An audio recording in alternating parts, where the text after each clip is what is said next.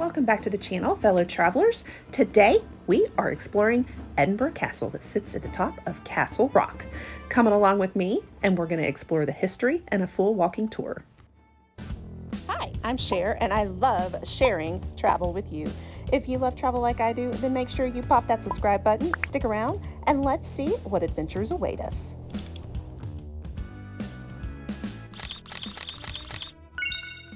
Edinburgh Castle sits high up on the hilltop of Castle Rock. Here is our view as we approach it.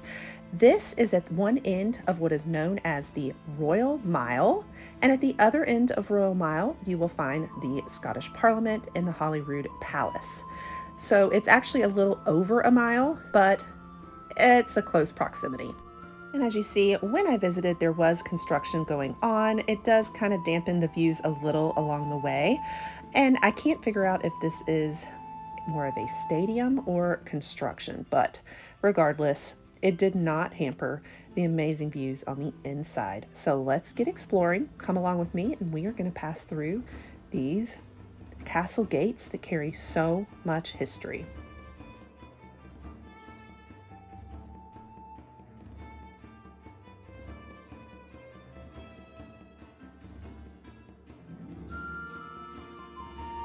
So once you enter these first few gates, you have a lot of options of things to do. There are several different museums to see at the castle, places to explore, and there's even different activities that you can book, including an afternoon tea at the castle.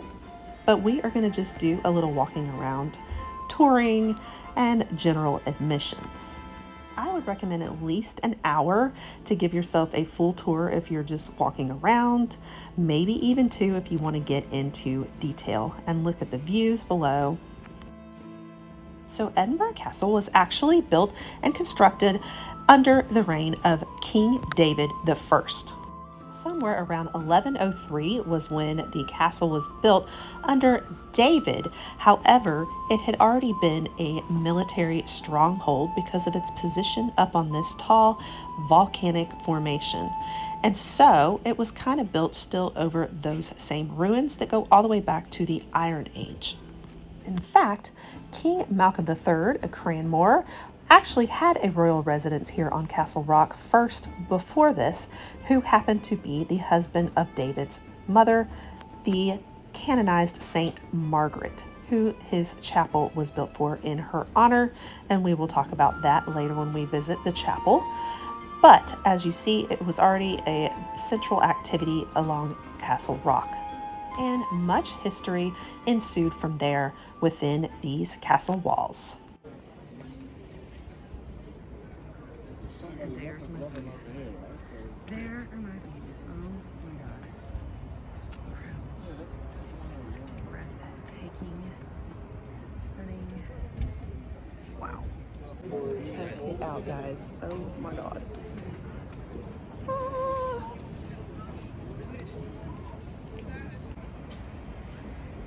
I think right there.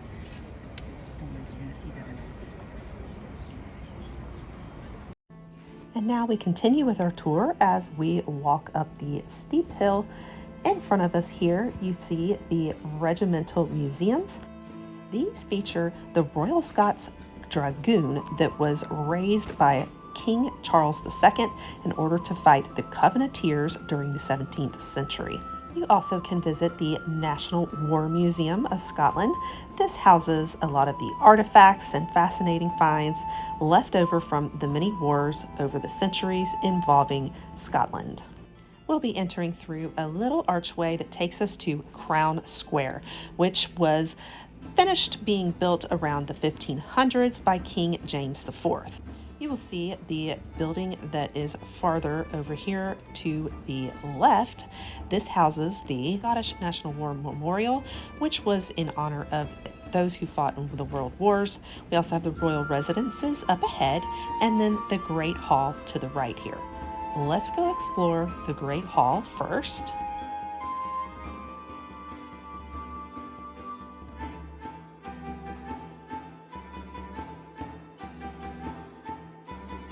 So the Great Hall was built in honor of King James IV in 1511. Many of the great banquets and events all were held in this area, and it is really the heart of the castle, right in the middle of the crown square. Unfortunately, though, King James was only able to enjoy it for a couple of years as he was killed in 1513 against his brother-in-law, King Henry of England. Next, we wait in line to enter the royal residences. This is where many of the monarchies lived in these very halls. Today, it houses the royal jewels as well as the Stone of Destiny, but you're not able to take photography. But it does have the Queen's quilts here, and you can view where even Mary, Queen of Scots was, the very room next to where King James VI was born. So he was the only one to be born here, and I love this view that they must have had. And here is his birth room, as you can see described above. Next, we go out to Half Moon Battery. These are known as the Seven Sisters that guard the castle. And they are also built on top of King David's Tower that ended up falling in the 1300s. And here we have St. Margaret's Chapel, as I mentioned, the mother of King David, and he had this one set up in honor of her. We'll tour and visit it in just a moment, but first we're going to come up here and we're going to approach and check out Mons Meg, a gigantic siege cannon that was brought in and seen as cutting-edge technology in 1460 for King James II, but unfortunately he was killed as well. Margaret married King Malcolm III, a heathen warlord who converted in order to be able to marry Margaret, who was a saintly Christian, and she later was canonized for being responsible for pretty much the Christianization of Scotland. Her chapel is actually the oldest remaining building in Edinburgh. That wraps up our tour for now.